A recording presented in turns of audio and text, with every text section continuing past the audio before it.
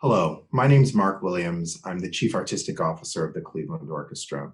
And thank you for joining me for this conversation with composer Oded Zehavi and Cleveland Orchestra member and piccolo player Mary Kay Fink. The Cleveland Orchestra commissioned from Oded a piccolo concerto, which was meant to be performed by Mary Kay and the orchestra in April of 2020, but those performances were canceled due to the coronavirus epidemic. Fortunately, Oded created a chamber version of the piano concerto, which Mary Kay premiered in March with the Cleveland Chamber Collective, with pianist Nicholas Underhill and percussionist Dylan Moffitt. And we will play that performance after this conversation. So let's jump right in. Could you tell us a little bit about how you two met and how you came to be familiar with the other's work? Well, I will be the first one to start it. Uh, a couple of years ago, I happened to be an artist in residence at the Cleveland Institute of Music. And while being there, I have moderated a concert as part of the Violins of Hope series, where Mary Kay played a wonderful sonata by Erwin Schulhoff. And I was so impressed with her playing that I figure I have to figure out who is this player, and B, she has to play Peace of Mind. And we composers become very possessive because that this era is the era of the performers. I mean, life and death are in the hands of the composers. And I think, that was the same reaction like when Brahms have heard Joachim or when Dvorak have heard Joachim. I have to get that. So I approached Mary Kay. And after a short conversation where I approached the concept of a piece, concerto for piccolo, we moved right from there. And hell knows why she agreed to get a piece from me, but that's her part of the story. So, Mary Kay, what was it about Oded's music that spoke to you, and you thought this person could write a piccolo concerto, this very specific type of music? What about his music spoke to you in that way?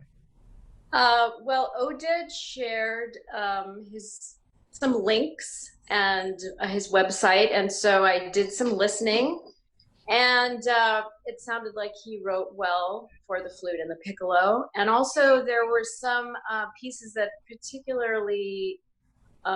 particularly liked. There was a string quartet that I found to be really beautiful, and so I decided to try to steer the direction towards a smaller chamber orchestra version.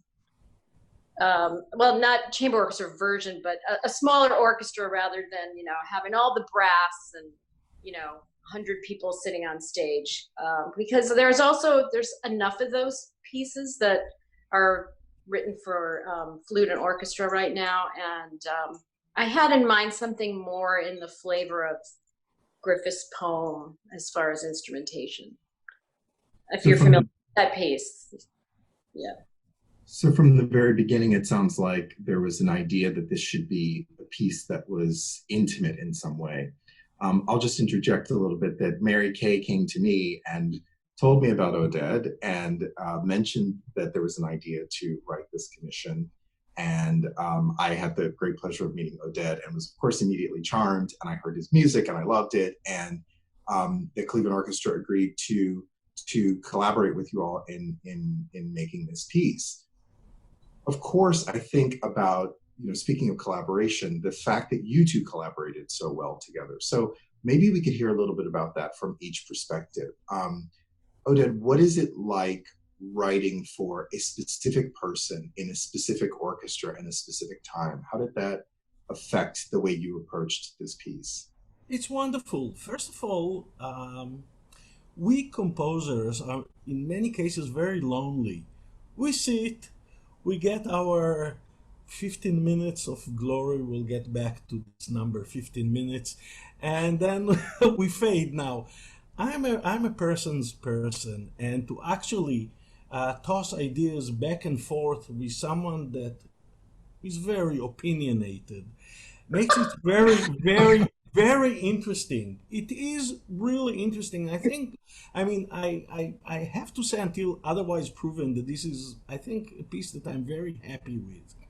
And I think Mary Kay has something to do with it. The very idea of a reduced ensemble actually helped me resolve quite a typical issue within writing a concerto, where you have to quote unquote justify why do you have all these people on stage, and as a result, too many concerti has this issue of a huge orchestral overture, and then everything is reduced into soft tremolo in the strings just for the poor soloist to be heard.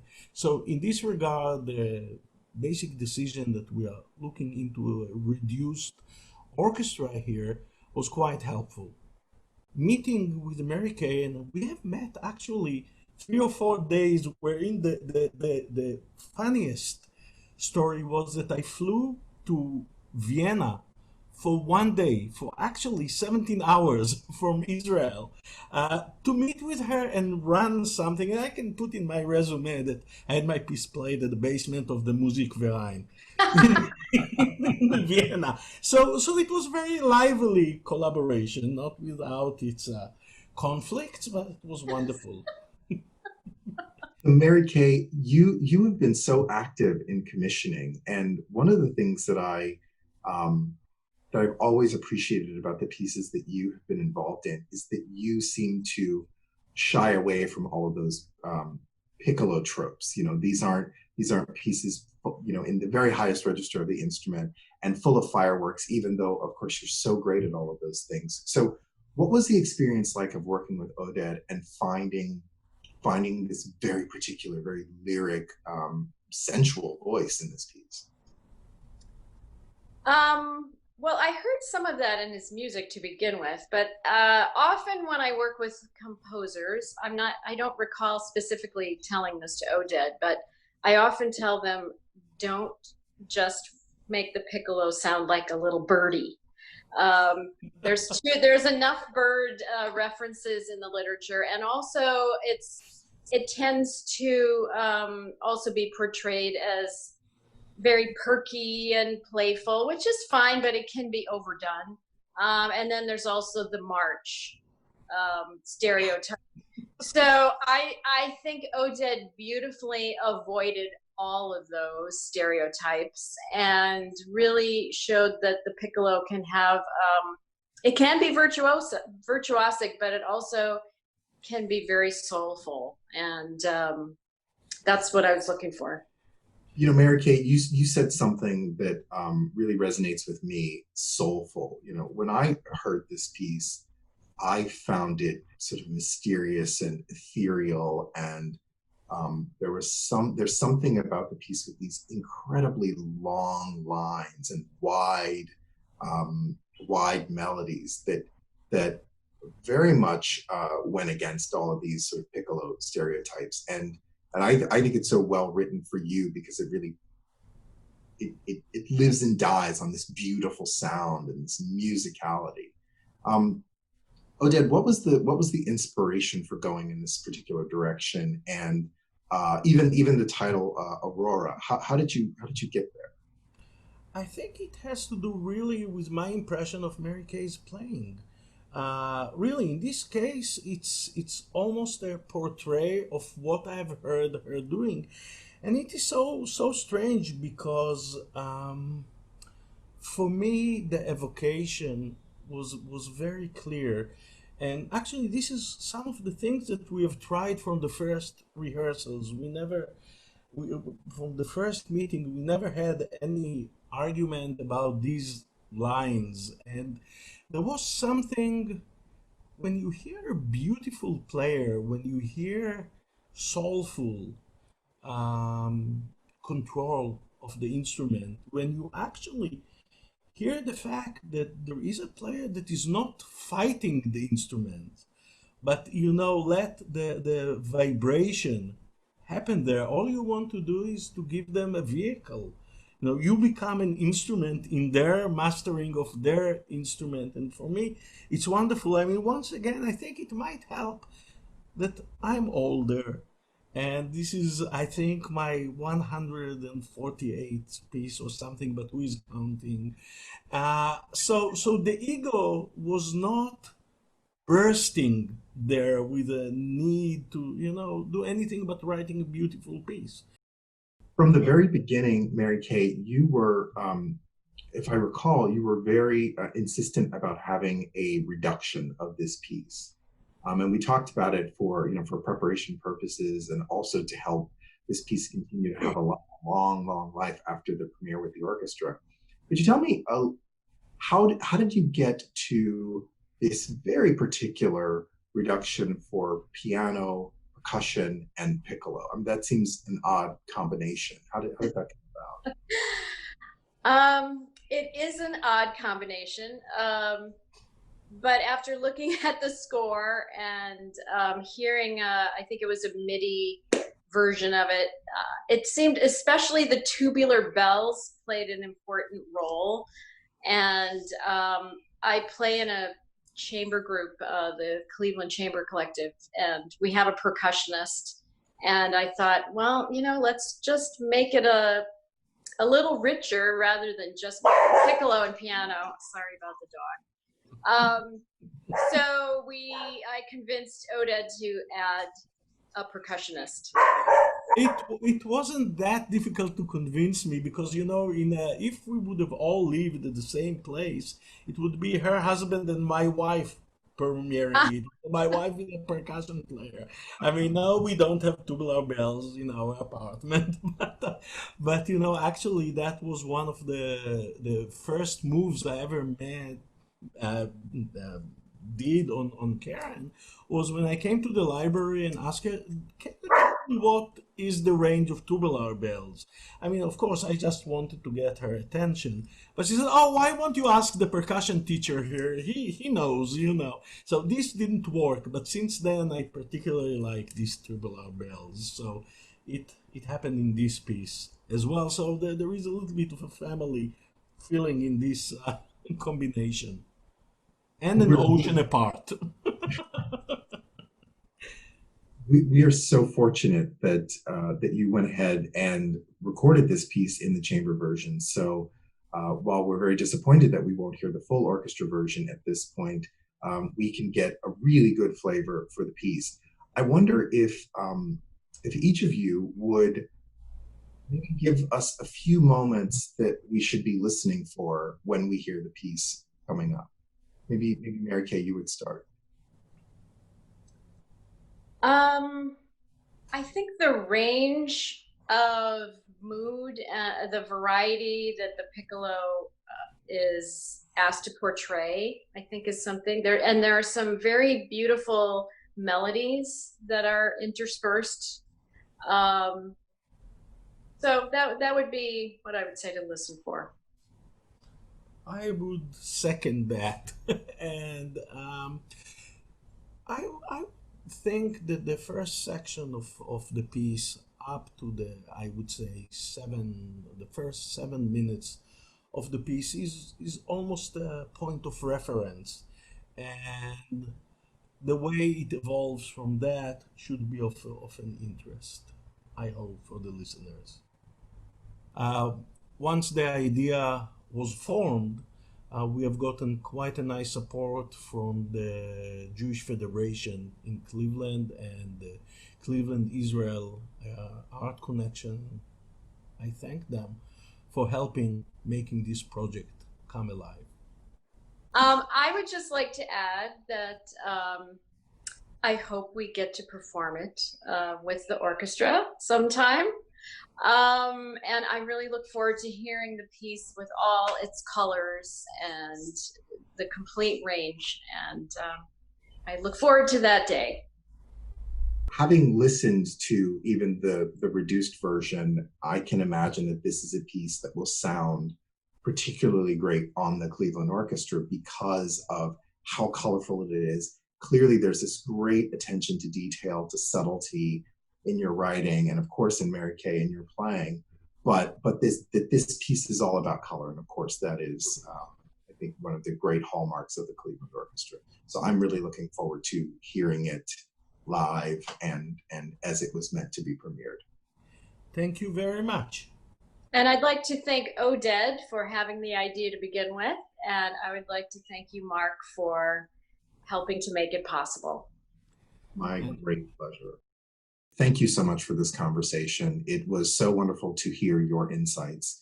And now we will play the performance from March of Oded's Concerto Aurora, featuring Mary Kay Fink in piccolo, Nicholas Underhill piano, and Dylan Moffitt percussion.